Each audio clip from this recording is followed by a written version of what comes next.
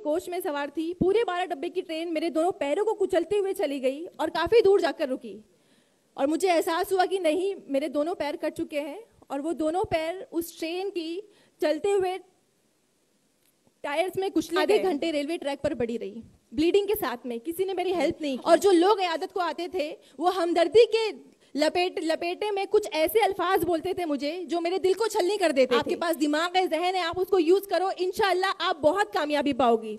बस ये अल्फाज थे मेरी अम्मी के जिन्हें मैंने दुपट्टे में बांधा और बनी रहूंगी। 89% डिसेबल हूँ, 2 पैर नहीं है, कुछ नहीं कर सकती, मुझे उनको जवाब देना है।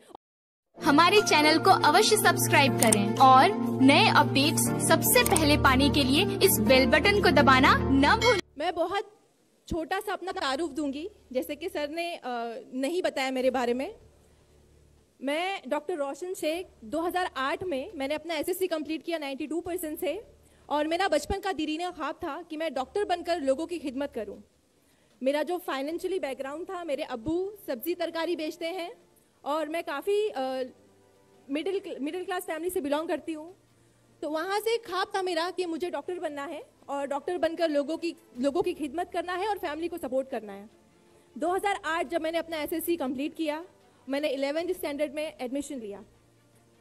आफ्टर टेकिंग एडमिशन मेरा फर्स्ट ट्राइमेस्टर था, फर्स्ट सेमेस्टर एग्ज़ाम था मेरा और उस वक्त मैं अपने घर से कॉलेज रोज़ाना मुंबई लोकल ट्रेन से ट्रैवल करती थी।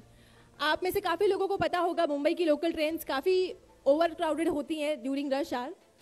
7 अक्टूबर 2008 ये दिन था जो मेरे लिए नॉर्मल था सुबह से, लेकिन जब मैंने ट्रेन अपने कॉलेज से घर के लिए ली, उस वक्त एक लम्हा आया मेरी ज़िंदगी में कि मैं चलती हुई ट्रेन से नीचे गिर गई और उस चलती हुई ट्रेन में एक लम्हे में मैं बस अपनी सीट से उठकर डोर तक आई, बिकॉज नेक्स्ट स्टेशन मेरा था। और उसी एक लम्हे में, दूसरे लम्हे में मैंने अपने आप को देखा कि जिस ट्रेन में मैं सवार थी वही ट्रेन मेरे आंखों के ऊपर से इतनी नज़दीकी से बहुत तेज़ी से जा रही है। मैंने सोचा नहीं, मैं ख्वाब देख रही हूँ, ये मेरे साथ नहीं हो सकता है।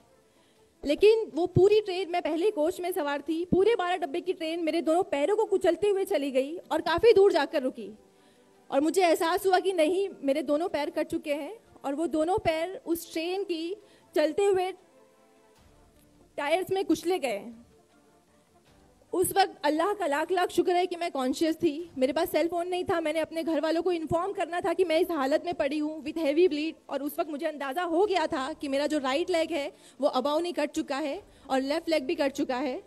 तो उस वक्त मैं तकरीबन आधे घंटे रेलवे ट्रैक पर पड़ी रही, ब्लीडिंग के साथ में। किसी ने मेरी हेल्प नहीं की क्योंकि लोगों को पुलिस का डर था। आधे घंटे बाद मुझे रेलवे हेल्प मिलती है, मुझे गवर्नमेंट हॉस्पिटल लेकर जाया जाता है और जिस गवर्नमेंट हॉस्पिटल में मुझे एडमिट किया जाता है वहाँ भी अल्लाह की एक मसलियत होती है कि वहाँ पे ऑपरेशन स्ट्राइक होता है और मुझे ट्रीटमेंट नहीं मिलता। सुबह एक्सीडेंट होता है मेरा और शाम तक मैं उसी हालत में पड़ी रहती हूँ विथ सुपरफिशियल ड्रेसिंग बस। और फिर शाम में जब मेरे घर वाले मुझे प्राइवेट हॉस्पिटल शिफ्ट करते हैं, वहाँ मुझे इलाज मिलता है और वहाँ मुझे एक बहुत अल्लाह के नेक बंदे मिलते हैं, डॉक्टर संजय कंथारिया। उन्होंने मेरा इलाज किया और मैं तकरीबन 2 महीने एडमिट रही। उस 2 महीने में आप सोचिए 16 साल की बच्ची जिसका एक लम्हे में दोनों पैर छिन गए हों, उसके जहन पर क्या बीत रही होगी।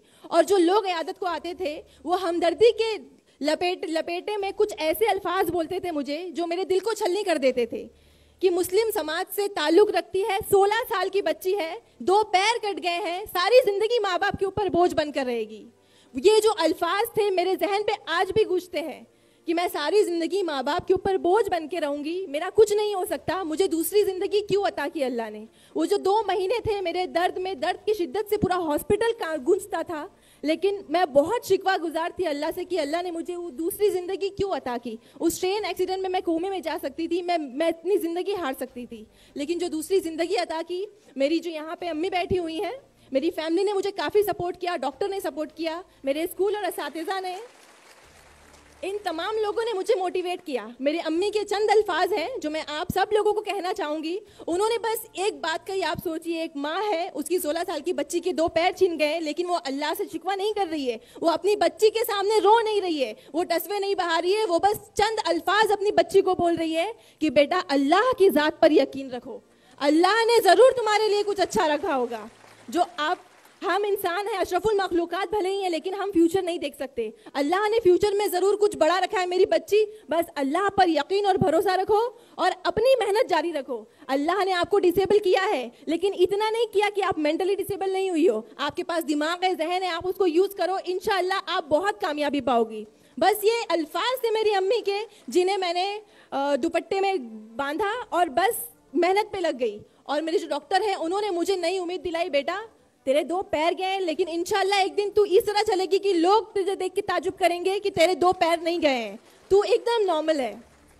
और अल्हम्दुलिल्लाह से मैंने वो सफ़र शुरू किया अपनी कोशिश का, अल्लाह की ज़ात पर यकीन का, और अल्हम्दुलिल्लाह मैंने 11th क्लास क्लियर किया व्हीलचेयर पे, 1275 से क्लियर किया और CET एग्ज़ाम अपना क्लियर किया, 3rd rank all over Maharashtra in PH category. वो दिन बहुत ही खुशियों का दिन था मेरे लिए, क्योंकि मेरा दीना ख्वाब पूरे होना जा रहा था। बस एक कदम दूर थी मैं, लेकिन वहाँ भी एक आजमाइश आई कि एक क्राइटेरिया है इन मेडिकल एसोसिएशन की, आप 40 to 70% डिसेबल हो तो ही आप मेडिकल के लिए अहल हो। मैं 89% डिसेबल हूँ, बिकॉज मेरे दोनों लोअर लिम्ब नहीं है, एम्प्यूटेड हूँ, तो इसलिए मैं 89% डिसेबल हूँ। मोर देन 70% डिसेबल होने की वजह से मुझे मेडिकल में एडमिशन डिनाई किया गया। ये 2011 की बात है, और 2011 में मुझे डॉक्टर संजय कंथारिया ने एक नई राह दिखाई कि बेटा आपके पास आखिरी राह है, आप बॉम्बे हाई कोर्ट जाओ। उस वक्त बहुत ताज्जुब हुआ मुझे कि एक नॉर्मल इंसान को मेडिकल में एडमिशन या किसी चीज़ में एडमिशन के लिए एक अच्छा रैंक लाना होता है। मैंने वो लाया, लेकिन बॉम्बे हाई कोर्ट जाकर एडमिशन के लिए डिमांड करना ये नई चीज़ थी मेरे लिए। लेकिन मैंने अल्लाह पे भरोसा रखा कि अगर मेरी किस्मत में डॉक्टर बनना रहा तो ज़रूर क्या पता इसी तरीके से मिले। और मैं बॉम्बे हाई कोर्ट गई 2011 में, मैंने अपना केस दायर किया और अल्हम्दुलिल्लाह अल्लाह का लाख लाख शुक्र है कि मैं वहाँ पे गिव अप करके नहीं बैठी, बिकॉज बहुत सारे स्टूडेंट मुझसे जो पहले थे वो गिव अप कर गए थे, उन्होंने दूसरी लाइन चूज कर ली। लेकिन मैं बॉम्बे हाई कोर्ट गई और अल्लाह ने उस शख्स के दिल में रहम डाला, चीफ जस्टिस मोहित शाह सर ने मेरे फेवर में अपना जजमेंट दिया। और 2011 में इन 2011 आई गॉट एडमिशन। जो मेरी अम्मी कहा करती कि तुम्हें बहुत अच्छा रखा है तुम्हारे लिए, वो सच हुआ। मुझे टॉप मोस्ट कॉलेज से GS medical college in KEM hospital में एडमिशन मिला 2011 में।